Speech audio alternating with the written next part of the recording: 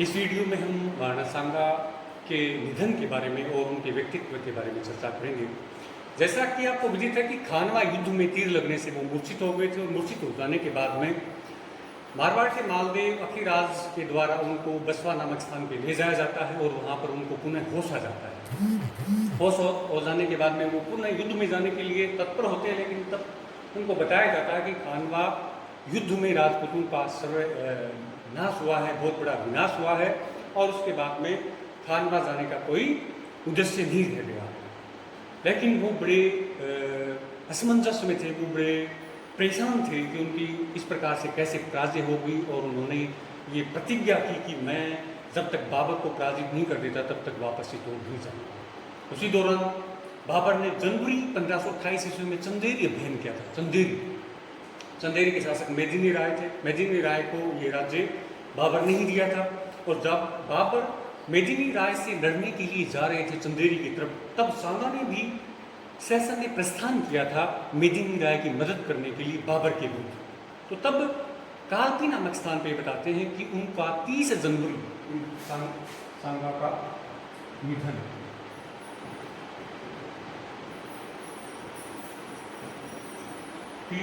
जनवरी 1528 ईस्वी को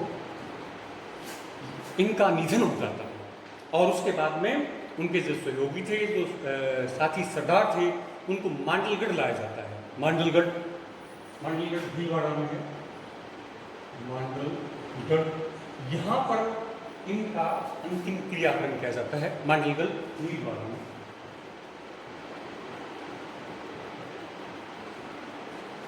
तो इस प्रकार से हमने देखा कि एक महान पराक्रमी शासक का इस प्रकार से निधन हो जाता है। तो उनके व्यक्तित्व के बारे में अगर चर्चा करें तो सबसे पहली जो उनकी विशेषता थी कि वो महान पराक्रमी थे।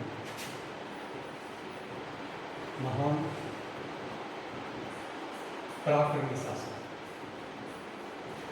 आपको विदित हो कि रायमल के बाद में शासक बनने वाले राणा सांगा के सामने बहुत सारी आंतरिक और बाह्य चुनौतियां थी।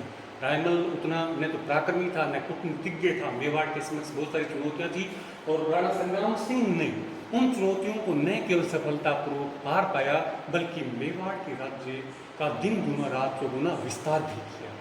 समृद्धि आई, यानी देखा जाए कि उसने समस्त मेवाड़ वाले इलाके पर अधिकार किया। इसके अलावा अपने पड़ोसी राजपूत राज्यों के साथ मैत्रीपूर्ण संबंध रखे और उन्हीं के पराक्रम का कमाल था कि गुजरात और मालवा के संयुक्त होने के बाद में भी वो मेवाड़ की मुख्य सफलता प्राप्त नहीं कर पाए। इब्राहिम लोदी को 2 बार युद्धों में हराया और इन युद्धों में लड़ते ये बताते हैं कि उनके शरीर के ऊपर 80 घाव थे और उनका एक हाथ, एक पैर और एक आंख वो खो चुके थे। यानी अपने आप में ही एक युद्ध स्थल लग रहे थे महाराज संग्राम सिंह का जो शरीर था वो। इसके बाद में दूसरा अगर उनके व्यक्तित्व के बारे में बात की जाए कि उन्होंने अपने नेतृत्व में 7 राजा, 9 राव, 104 सामंतों का एक संगठन बनाया था। उसके राज्य की उसमें आमदनी 10 करोड़ रुपया हुआ करती थी, जो कि बहुत बड़ी इनकम थी उस समय की। तो इस प्रकार से देखा जाए कि वो साहसी थे, कूटनीतिज्ञ थे।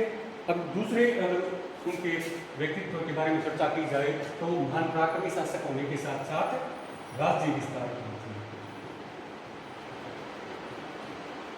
यानी पराक्रमी थे तभी वो राज्य का विस्तार कर पाए, अन्यथा रायमल के समय, उससे पहले उद्दा के समय में मारवाड़ वाले शासकों ने, इसके साथ सिरोही वाले शासकों ने तो उनके राज्य क्षेत्र पर अधिकार कर लिया था। मालवा के शासक ने ये हाड़ौती का जो पश्चिमी इलाका है जो मेवाड़ का हुआ, उसके ऊपर अधिकार कर लिया था। तो उन्होंने अपने पराक्रम के बलबूते के ऊपर अपने राज्य का विस्तार किया, राज्य की सीमाओं को सुरक्षित रखा। उसके बाद में तीसरा जो कारक है उनके व्यक्तित्व वो थे कूटनीतिज्ञ। यानी महाराणा सांगा शत्रु बनाने में विश्वास नहीं रखते थे। यानी शत्रु जरूर होते हैं हर व्यक्ति के, लेकिन अपने पड़ोसियों के साथ मैत्रीपूर्ण बर्ताव करना उनके व्यक्तित्व का एक अंग था। उसको पता था कि इनके साथ मैत्रीपूर्ण संबंधों के भाव में वो गुजरात, मालवा और दिल्ली के विरुद्ध प्रभावी कदम कभी नहीं उठा पाएगा। इसलिए उसने वागड़ के शासकों के साथ, सिरोही, मारवाड़ और आमेर के शासकों के साथ मैत्रीपूर्ण संबंधों को बढ़ावा दिया। उनको एक एकल नेतृत्व के अंतर्गत लेकर आए और उसके बाद में गुजरात और मालवा के संयुक्त सेना को भी वापस जाने के लिए मजबूर कर दिया। महमूद खलजी जो मालवा के शासक थे, महमूद खलजी सेकंड, उनको बंदी बनाकर भी वापस छोड़ दिया गया, क्योंकि उसमें भी उनका एक कूटनीतिक चाल थी कि भविष्य में मालवा और गुजरात का गठबंधन न हो सके। तो ये सारी बातें ये साबित करती हैं कि वो एक अच्छे कूटनीतिज्ञ भी थे। उसके बाद में चौथा जो उनके व्यक्तित्व का गुण है वो है कूटनीति के साथ वो हिंदू धर्म, वह संस्कृति के संरक्षक।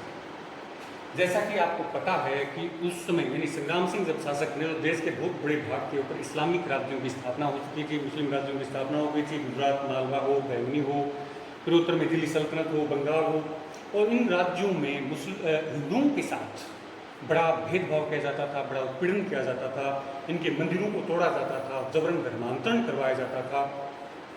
परंतु सांगा को ये सब पता होते हुए भी उन्होंने सिर्फ हिंदू धर्म और संस्कृति की सुरक्षा के लिए कदम उठाए, और उनके द्वारा जो कदम उठाए गए, उनके द्वारा जो नेतृत्व प्रदान किया गया, उनके द्वारा जो पराक्रम दिखाया गया, तो इन मुस्लिम प्रदेशों में निवास करने वाली हिंदू जनता में आशा की एक नई किरण जगी, एक नवीन ज्योति दिखाई दी, किसके रूप में, सांगा के रूप में। और उन्होंने इनको हिंदूपत कहा, जो लेखक थे उसमें कि उन्होंने हिंदू धर्म और संस्कृति के रक्षक सांगा को हिंदूपत कहा है, हिंदूपत या हिंदूपति कहा है।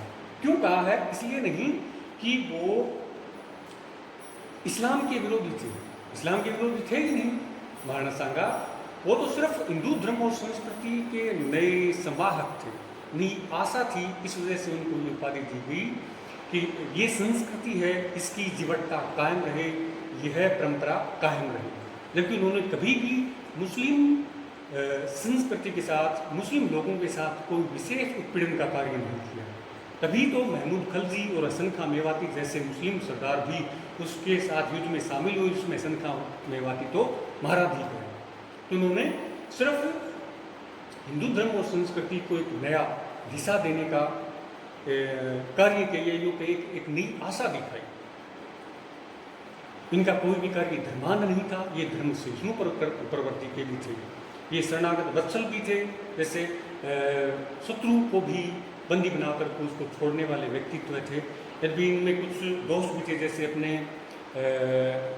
कम योग्य छोटे पुत्रों को बड़ी बड़ी जागीरें देने से बाद में क्या हुआ, मेवाड़ी साम्राज्य के खंडन में बड़ा योगदान मिला, योग्य व्यक्ति आगे निकल कर नहीं आ पाए। इस प्रकार से देखा जाए तो संपूर्ण रूप से कि मेवाड़ के महान सिसोद या वंशी शासकों में से जो सबसे प्रमुख नामों में से है वो महाराणा संग्राम सिंह।